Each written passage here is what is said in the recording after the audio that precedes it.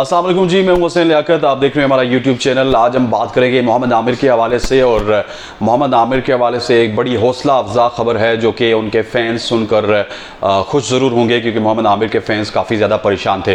पहले थोड़ा सा बैकग्राउंड बताते चलूँ। हफीज़ ने पिछले दिनों रब्ता किया था मोहम्मद आमिर से, और उसके बाद हफीज़ के ज़रिए हमें ये पता चला था कि मोहम्मद आमिर शायद वापस नहीं आना चाहते, और इसके हवाले से मोहम्मद आमिर खामोश थे। लेकिन अब उन्होंने अपना जो है वो फैंस के लिए पैगामात भी जारी किए हैं, और अपनी निजी महफिलों में उन्होंने रीज़न्स भी बताना स्टार्ट कर दिए हैं कि क्यों वो वापस नहीं आ रहे, और क्या आइंदा आने वाले दिनों में वो वापस इंटरनेशनल क्रिकेट में आ सकते हैं। क्या 2024 में आमिर जो पाकिस्तान की जानिब से T20 वर्ल्ड कप है उसमें नुमाइंदगी करेंगे पाकिस्तान टीम की, ये मैं आपको इस वीडियो में बताऊंगा। इससे पहले थोड़ा सा बात कर लेते हैं मोहम्मद हफीज़ के हवाले से, जिन्होंने पिछले दिनों प्रेस कॉन्फ्रेंस करते हुए कहा था कि मैंने मोहम्मद आमिर से भी रब्ता किया, इमाद वसीम से भी रब्ता किया कि आप हमारी प्रायोरिटी में हैं, आप आके फर्स्ट क्लास क्रिकेट खेलें। लेकिन उसके जवाब में मोहम्मद आमिर की अगर प्रिसाइसली बात की जाए तो मोहम्मद आमिर ने यह कहा था कि मैं वापस नहीं आना चाहता, मैं इंटरनेशनल जो लीग्स हैं उनको फोकियत दूंगा और फर्स्ट क्लास क्रिकेट नहीं खेलना चाहता। अब उसके बाद यही सोचा जा रहा था कि आमिर शायद वापस नहीं आएंगे, और आमिर के वापसी के तमाम तर दरवाजे बंद हो चुके हैं। लेकिन अब आमिर की जानिब से जो बयान आया है उसके हवाले से मैं आपको बताता हूँ। देखें, उनका सीधी सीधी बात है, उनका एक सीधा मौक़िफ़ सामने आया है कि अभी तक अनसर्टेन है वो कि मोहम्मद हफीज़ का फ्यूचर क्या है।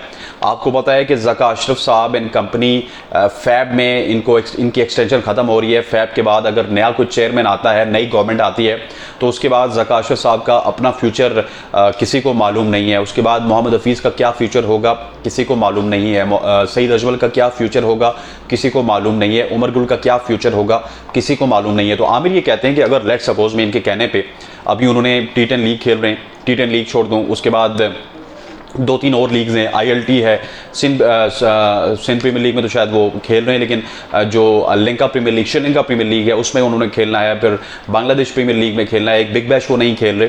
तो इस तमाम तर लीग्स के उनके कॉन्ट्रैक्ट्स हुए थे। अगर आमिर कहते हैं कि अगर मैं ये तमाम तर कॉन्ट्रैक्ट्स छोड़ देता हूँ और फर्स्ट क्लास क्रिकेट स्टार्ट कर देता हूँ, जो कि अभी T20 का एक कप चल रहा है कराची में, तो क्या गारंटी है कि मैं न्यूजीलैंड वाली सीरीज़ में शामिल होऊंगा नहीं होऊंगा, और अगर मैं न्यूजीलैंड वाली सीरीज़ में शामिल हो गया तो उसके बाद नेक्स्ट फ्यूचर क्या होगा। आमिर ये चाहते हैं कि जो उनके लीग की परफॉर्मेंसेस हैं, अगर कोई स्टेबल जब तक कोई सेटअप नहीं आता तो आप उन्हीं को अगर कंसीडर करेंगे तो उसके बाद मैं इंटरनेशनल क्रिकेट में वापसी कर सकता हूं। लेकिन अगर आप ये कहेंगे कि मैं फर्स्ट क्लास क्रिकेट खेलूं, लिस्ट ए क्रिकेट खेलूं, T20 क्रिकेट खेलूं जो कि डोमेस्टिक इवेंट हैं, और मैं अपने तमाम तर इवेंट्स छोड़ दूं जहां से मैं रोज़ी रोटी कमाता हूं, तो ये थोड़ा सा मुश्किल हो जाएगा। और ये वो बजा भी कह रहे हैं, क्योंकि देखिए अभी तक अनसर्टेन है कि आमिर का फ्यूचर क्या होगा। अगर आमिर जैसे प्लेयर को आप ये कहते हैं कि आप फर्स्ट क्लास क्रिकेट खेलिए, लिस्ट ए की क्रिकेट खेलिए, तो आप ये शाहीन आफरीदी को क्यों नहीं कहते, आप ये हारिस रऊफ को क्यों नहीं कहते। हारिस रऊफ जो कि मुकर गए कि मैंने टेस्ट क्रिकेट नहीं खेलनी,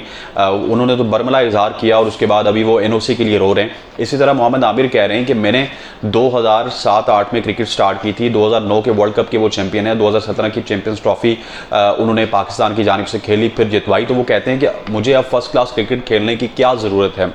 अगर फर्स्ट क्लास क्रिकेट आपने उसको खिलानी है जिसके ऊपर आपके कुछ खदशात हों, वो ये चाहते हैं कि स्ट्रेट अवे जो उन्होंने अपनी बात की है कि स्ट्रेट अवे अगर मुझे आप इंटरनेशनल सीरीज़ कोई भी दे देते हैं, न्यूजीलैंड वाली सीरीज़ दे देते हैं या कोई और सीरीज़ दे देते हैं, स्पेशली वो T20 वर्ल्ड कप के ऊपर अब नज़रें जमाए हुए, क्योंकि उनके 4 साल बाद क्या कैरियर होगा, 2000 जो आगे 27 का वर्ल्ड कप होना है या 26 का वर्ल्ड कप होना है ODI का, उसके हवाले से उनके क्या प्लान्स हैं। वो कह रहे हैं कि इट्स अनसर्टेन, लेकिन सर्टेनिटी उनको T20 वर्ल्ड कप के हवाले से है। वो ये कह रहे हैं कि मुझे लीग क्रिकेट की बुनियाद पर आप सेलेक्ट कीजिए, और उसके बाद मैं अगर रिज़ल्ट ना दे पाऊँ तो आप जो है वो जो भी कहेंगे वो मैं करने को तैयार हूँ। इससे पहले भी जब लास्ट मैनेजमेंट आई थी जिसमें नजम सेठी साहब थे, शकील शेख साहब थे, और ये मैं आपको बड़े वसूख से बता रहा हूँ कि आमिर ने फर्स्ट क्लास क्रिकेट में भी वापसी के लिए अपने पर तोल लिए थे, और SNGPL की जानिब से वो डिपार्टमेंट क्रिकेट खेलने के लिए तैयार थे। तमाम तर उनके जो मामलात थे वो SNGPL के साथ तय हो चुके थे। उसके बाद अचानक से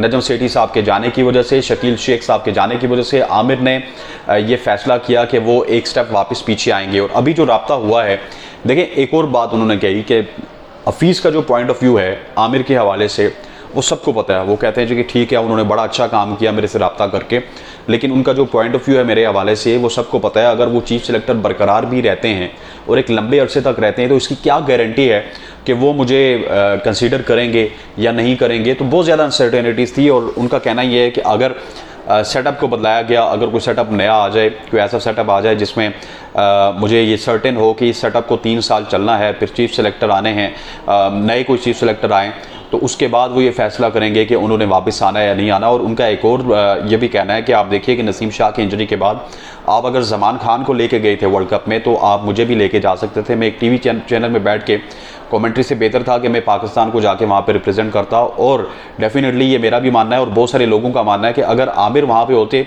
तो शायद रिजल्ट डिफरेंट होते। देखिए, आमिर और शाहीन शाह अफरीदी में बहुत ज़्यादा फ़र्क है।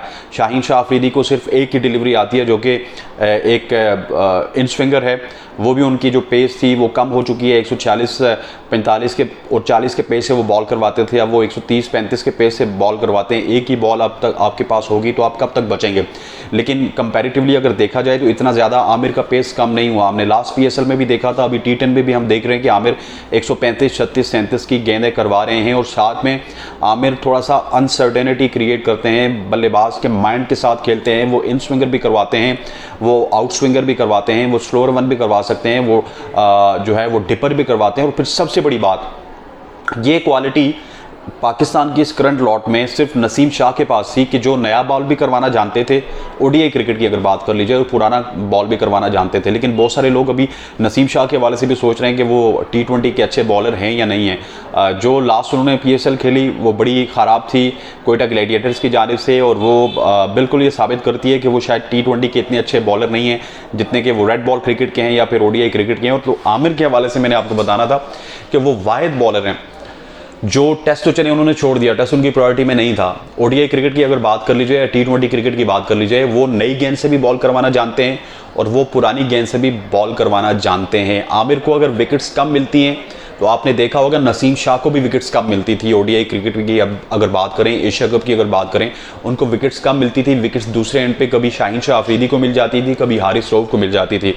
एक और मिसाल आपको मैं दूंगा, अफगानिस्तान के जो राशिद खान हैं उनको विकेट्स कम मिली है इस वर्ल्ड कप में, लेकिन राशिद खान के प्रेशर की वजह से नूर अहमद भी विकेट ले रहे थे, नबी भी विकेट ले रहे थे, बहुत सारे लोग विकेट ले रहे थे। इसी तरह आमिर का भी एक प्रेशर होता है। अगर आमिर अपने 4 ओवर्स में 27 28 या 30 रन देकर 1 या 2 खिलाड़ियों को आउट करते हैं, दूसरे एंड पे अगर शाहीन शाह अफरीदी 40 रन देकर 3 खिलाड़ियों को आउट करते हैं, तो वो इसी वजह से करते हैं कि आमिर के प्रेशर में आके लोग शाहीन शाह अफरीदी को अटैक करने की कोशिश करते हैं और उस अटैक में वो मारे जाते हैं। तो ये आमिर का जो मौक़िफ़ था, मैंने कहा कि मैं आप तक पहुँचाऊँ। और ये आमिर के फैंस के लिए बड़ी खुशखबरी है कि आमिर बहुत जल्द आपको वापस नज़र आ सकते हैं। लेकिन इसके लिए उन्होंने शर्त ये रखी है कि फैब में अब देखते हैं कि कौन सी मैनेजमेंट आएगी, कौन सा नया सेटअप आएगा, और उस नए सेटअप को देखकर आमिर ये फैसला करेंगे कि उन्होंने इंटरनेशनल क्रिकेट में वापस आना है नहीं आना। और अगर आमिर इंटरनेशनल क्रिकेट में वापस आए तो मैं आपको गारंटी से कहता हूँ कि न्यूजीलैंड की सीरीज़ के बाद तमाम तर जो सीरीज़ हैं हमारी, इंग्लैंड के साथ है, आयरलैंड के साथ है, उसके बाद हमने नीदरलैंड के साथ भी खेलना था, वो शायद कैंसिल हुआ है, अभी पाकिस्तान क्रिकेट बोर्ड की तरफ से कंफर्मेशन नहीं आई, और फिर आगे वर्ल्ड कप है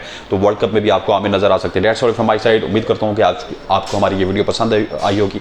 इंशाल्लाह नेक्स्ट वीडियो के साथ फिर हाजिर होंगे, तब तक के लिए हाफिज़।